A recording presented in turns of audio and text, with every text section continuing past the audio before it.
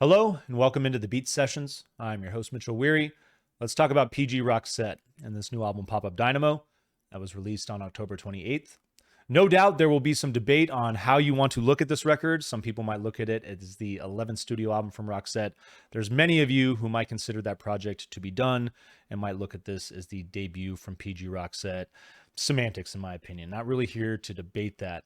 What I want to talk about, though, is Gessle and the use of that moniker after a 6-year absence. The last time that we heard from Roxette was 2016's Good Karma, and 3 years later, sadly, Marie Fredriksson passed away from a brain tumor, something that she had struggled with for almost 2 decades. Her resilience, her constitution, quite admirable. There was a lot that she had to overcome in the early stages of dealing with that illness, and to get her health back and to be able to perform and do the things that she was able to do and that back part of her life is really remarkable. I admire the hell out of the woman. And it's this is a band that there's a lot of sentimentality attached. So this was kind of a difficult record to approach. I just remember being 7 years old and Joyride was released in 1991. My mom had a Chevy Beretta. And I just remember being old enough and big enough to finally sit in the front seat, and we'd go run errands. And man, that song would come on the radio and my mom would just rock out. I mean, she had the short blonde haircut like Marie. Just I loved it. And those are memories that I reflect upon very fondly. And I love this band and their music. I love those memories. I really dig this outfit a lot for many reasons. And so throwing this album on, what I will say is that none of these songs, or I don't think the album in its entirety, are going to hit you the way that Joyride did or that Look Sharp or any of their records might have. But this is a fun project, and there's a level of intimacy attached to this that I really admire. And what I mean by that is that, Parr he's put out music under his own name. He's put out solo work since Marie's passing. And he could have moved on and he could have chosen to do any number of things, but he chose to revive this moniker. And I think that in a way, if you're choosing to keep the mindset of Roxette is Roxette, that's what I want to hear, then I think you're looking past the purpose of what this album serves. And I think that purpose is the grieving process. There's any number of ways that you've probably heard this in your life, but when someone important to you passes, the grief and the recovery there, you never end up being the same person. That connection you make, that relationship that you establish, I feel like there's an exchange of part of your soul, and when you lose that person, you can't be the same person. It's just never going to happen. And so when we lose people, it's all about how we move forward and how we choose to move forward, honoring their memory, preserving the just the quality of our own lives while we're still here on this planet.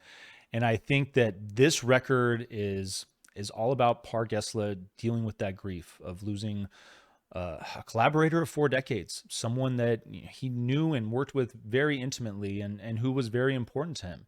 And artistically, he's never going to be the same individual as well. So I dig that about this project. He's teaming up with Helena Josefsson and Dia Norberg, longtime collaborators with the band. So they're bringing that female vocal element to his songwriting, which I really appreciate. And I think they sound great. They're not Marie, but that's something that you need to look past that. Wanting to have Marie on these records is failing to see the purpose, I think, of what Parr Gessle is trying to do on this project. And I enjoy the energy of it. I think it has great continuity. The production sounds great. There's just a good array of 80s and 90s songs on here. And what I really love about Parr Gessle, we talk about Swedish acts, and ABBA, the biggest one of all time, but Roxette, number 2 on that list. I think roughly 75 million albums sold to date. It's pretty impressive. And I know that at the time when I was 7 years old, was also listening to Ace of Base a lot. That was a band that I would say more of my friends were listening to than Roxette. But what I dug about Roxette as I got older is Parr on that guitar and the element of rock and roll that's worked into their synth-driven pop sound. And I think the combination of the two, it just makes this band so exceptional. I think it's why they were as successful as they were. And, they continue to sell albums, and Parr continuing to honor the moniker and record under the name of Roxette to a certain degree, I think is really damn cool. So go into this with an open mind, keep your expectations limited And I think that you'll really enjoy what Parr is doing on this record.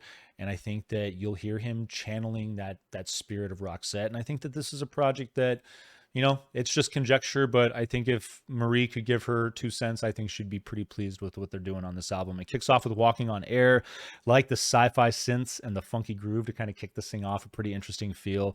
It's the chorus is interesting though. It kind of trades things in for more of an airy poppy feel. It's a good dynamic in the song. Love the melodies that drive this thing, and reminding me a little bit of ABBA on that opening track to kick things off.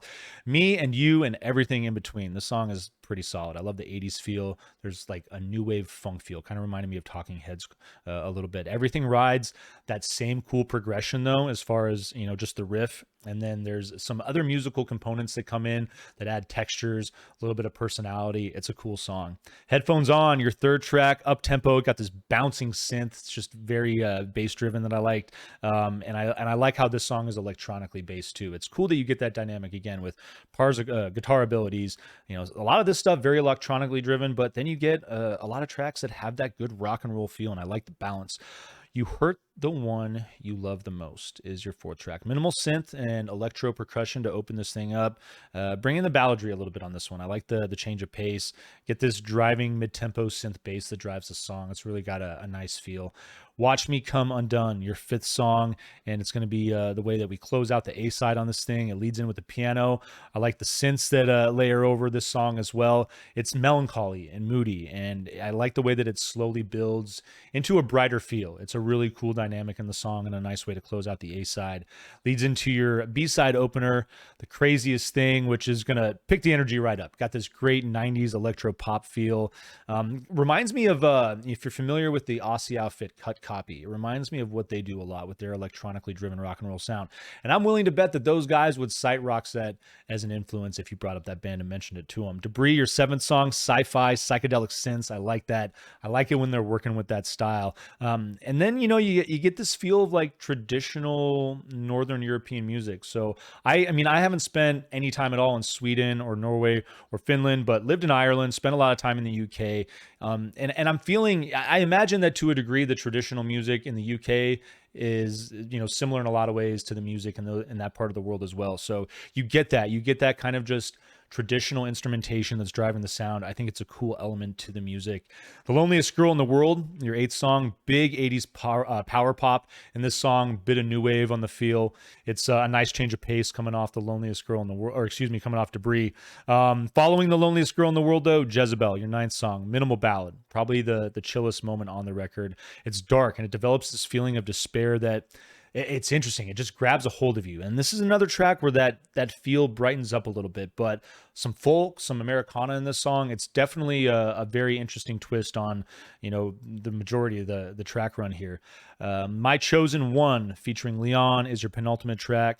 Driving bass drum. It's just this very light kind of, it makes me kind of just think of like atmospheric ambient electronic music that's very mellow as far as that driving bass drum, the light synths that you get that form the foundation for Parr to just do his thing vocally. I like the way that the song just develops this kind of mystic feel, and then the coda drifts off and fades. It's a pretty interesting track to choose for a penultimate track, I think, on this record. But I liked it. Walk Right In, your final song. I dig the light build and the intro and the way this thing hits hard finally. It's just going to hit you with this electro dance pop feel. I dig them picking up the energy to close this record out. And I'm going to vinyl please this. I'm very pleased with this project. I think it's really cool of Parr Gessle again to deliver this to us. I think that there's a side of him, this very personal side of him that he's giving all of us access to with that record. So keep that in mind when you're checking this out.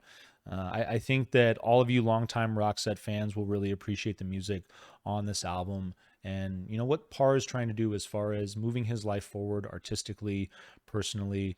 I commend him for putting this thing together and putting it out. So I hope you enjoyed this review. Hope you find it helpful as well. Please like this video, share it, subscribe to the channel, do all the things to help Keith, MB, and I blow this project up in 2022. And please stay tuned throughout the week for more album reviews. We will see you next time on the Beat Sessions.